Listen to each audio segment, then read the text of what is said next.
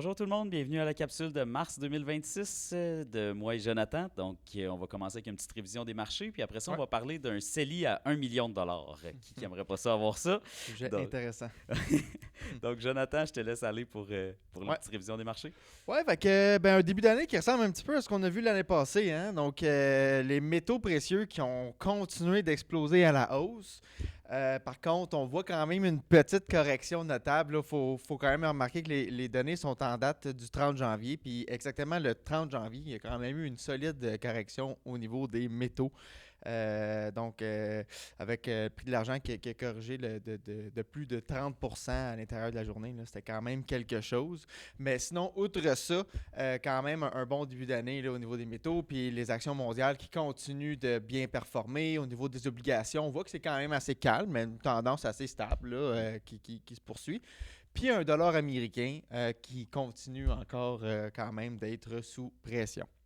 Euh, Par exemple, si on passe à la prochaine diapositive, on peut voir quand même que c'est vrai que les actions mondiales continuent de bien aller, mais il y a quand même euh, un nouveau régime qui s'est installé en 2025 puis qui continue en ce début d'année. Là, on peut voir que les États-Unis continuent de sous-performer le restant du monde. Quelque chose qu'on n'avait pas vu depuis 2009-2008 à peu près.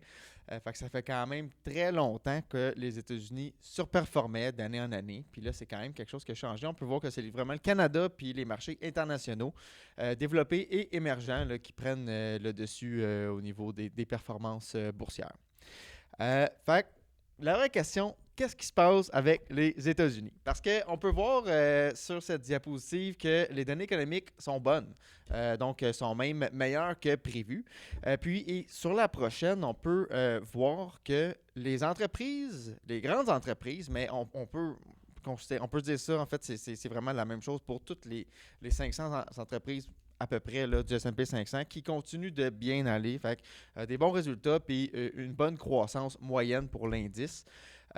Donc, en réalité, qu'est-ce qui se passe avec les États-Unis? Ben, c'est sûr qu'on a parti quand même d'un niveau où est-ce que les valorisations étaient plus élevées. Fait que, tu sais, les entreprises continuent de bien aller, mais on assiste à une correction des multiples d'évaluation qui est quand même assez douce. C'est une bonne façon d'avoir une correction parce que les bénéfices sont en croissance, puis la bourse fait un petit peu de surplace. Fait que, évidemment, les actions ou la bourse en général du S&P 500 qui devient moins dispendieuse.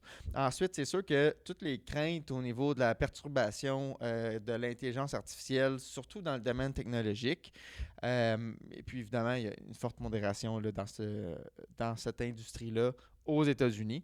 Euh, Entre autres, les incertitudes liées aux politiques là, de M. Trump et du gouvernement américain en général, euh, les taux qui restent plus élevés que prévu et une faiblesse du dollar américain, là, entre autres parce que on voit que quand même différentes banques centrales, différents pays à travers le monde qui euh, veulent être moins dépendants des États-Unis et puis, liquide un petit peu des bons du Trésor pour remplacer par de l'or au niveau des réserves. Là. Puis, évidemment, tous les, les tarifs que Trump met, ça peut évidemment nuire un petit peu là, à la confiance que les gens ont envers le dollar américain comme devise principale au niveau du commerce mondial.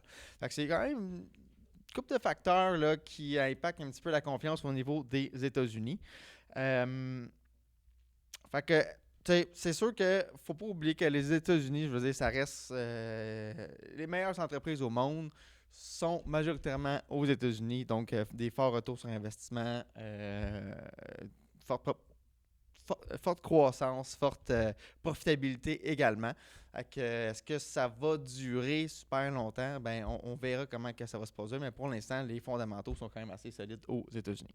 C'est quoi ta, ta- ta vision là, sur l'or et le dollar US? En ce moment, il y a des gens qui disent ah, je veux continuer d'enlever mon dollar US, je veux acheter de l'or. Est-ce qu'on est trop tard sur la trade, probablement? Moi, je pense qu'on est trop tard sur la trade, définitivement. C'est sûr que le risque à la baisse au niveau des métaux à ce point-ci est beaucoup plus grand. il commence à avoir un petit peu de FOMO, Fear of Missing Out. Les gens commencent à vouloir courir après les rendements passés. Donc, c'est quand même une chose qui devient dangereuse lorsque la spéculation commence à prendre le dessus. Puis, on peut voir aussi que ça peut causer des fortes corrections. Puis, les métaux, ça reste une classe d'actifs qui est quand même volatile, même si, oui, c'est une valeur refuge. Sauf que quand la spéculation commence à se mêler de ça, ben, on peut voir que ça peut faire quand même des journées comme le 30 janvier, où est-ce qu'on préfère ne pas y être exposé. Donc, j'imagine que ça peut intéresser plusieurs d'entre vous, mais voici les probabilités pour les résultats des élections américaines de mi-mandat en 2026. Donc, effectivement, c'est prévu pour le mois de novembre.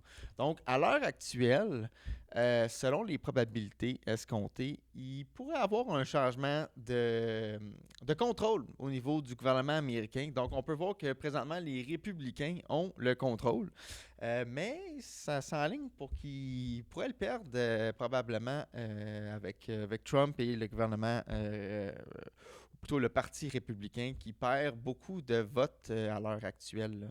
Fait que, ça s'enlignerait plutôt pour avoir un contrôle divisé selon les probabilités actuelles. Très intéressant. Merci beaucoup pour la révision. Pour conclure cette capsule, on voulait parler de 1 million dans un CELI. On voit tellement d'articles ces temps-ci qui disent que c'est difficile pour les jeunes, puis les jeunes, on ne sait pas comment ils vont faire. Nous, on aimerait juste vous ramener à la discipline, là. On a fait un petit tableau, simplement quelqu'un qui commence à 18 ans à cotiser à son CELI au maximum. On a calculé un rendement super conservateur de 5 parce qu'on voulait pas exagérer sur le rendement.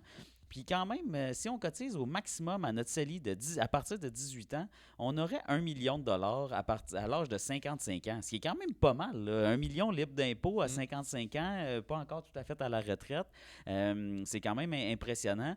Fait qu'on veut juste ramener les gens à la discipline. Si on commence tôt, qu'on continue d'investir toute notre vie puis qu'on n'arrête jamais, ben c'est la recette pour faire des beaux chiffres là, et puis d'avoir l'intérêt composé de notre côté. Ça prend juste la constance. Pas besoin de viser le 20% par année. Hein? Ça prend vraiment de la constance. Bon contrôle des risques. Puis évidemment, un bon épargne annuel. Puis c'est réalisable. Donc, on encourage tous les jeunes de 18 ans qui nous écoutent, je sais pas s'il y en a, mais de commencer à investir dans le CELI le plus tôt possible, au maximum, si on peut. Ça, c'est sûr. Merci d'avoir écouté cette capsule et on vous reparlera à la prochaine capsule au printemps. Merci beaucoup.